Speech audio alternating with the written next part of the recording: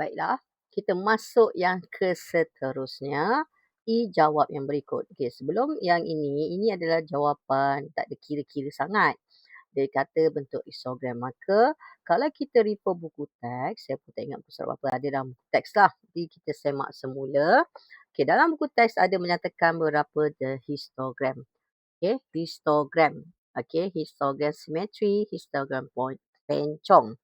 Jadi yang bentuk loceng ni begini, bentuk seragam seperti ini, bentuk pencong ke kanan, pencong ke kiri. So ini ada dalam buku teks. Okey, dalam buku teks ada, nanti saya tak ingat buku surat berapa, jujurlah jujur. Okey, lepas tu dia dekat tepinya pun ada jenis bentuk. Bentuk U ada, bentuk J ada, J songsang ada, bentuk pun boleh ubah, bentuk B mode. So ada 8. Ni biasalah. So untuk soalan yang seterusnya, okey, untuk soalan yang seterusnya, yang mana ayat-ayat banyak tu. Okey, yang ini. Untuk soalan ini, kita tak banyak pengiraan. Just dia nak identify, justifikasi. Bentuk pencongan ke mana? Ini bentuk apa? Bentuk J. Ini bentuk apa?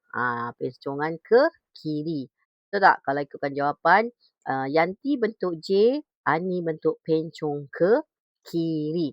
So, serakannya kita akan baca, kita buat ayat. Yang penting anda faham contohnya yang ini, kenapa dan mengapa serakan bilangan kemeja lipat oleh 2 pembantu rumah. Bandingkan. Okey. So, bilangan serakan Ani lebih luas. Kenapa Ani lebih luas? Mana Ani?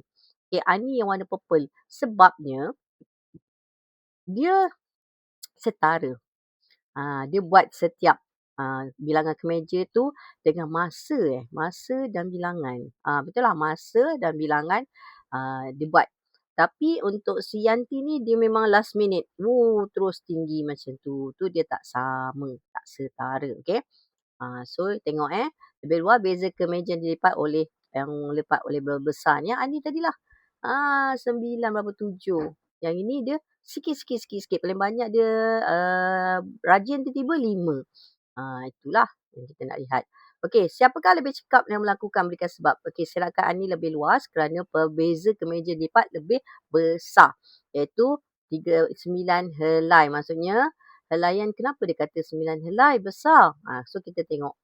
Okey, julat kita 14.5 tolak 12.5. Dia dapat di situ bezanya di situ. Okey, hingga 17. Yanti lebih cekap. Saya salah baca. Yanti lebih cekap. Dalam percubaan dia ambil lipat banyak kemeja pada masa 5 minit, 4 hingga 17 helai berbanding. Maksudnya Yanti tu dia mula dia macam slow motion, dia nak faham. Yang Ani ni dia sekejap naik, kejap. Dah okey. Lepas tu dia macam sebab tinggal selai kan. So dia main-main lah kot. Tak adalah, dia relax. So ini sebab dia Yanti dia dah siapkan. Okay, faham Jadi justru tu kena lihat nanti pencongan-pencongan ni saya akan masuk dalam grup. So, tengok jenis-jenis pencongannya. Okay. So, kita akan teruskan dengan muka surat seterusnya.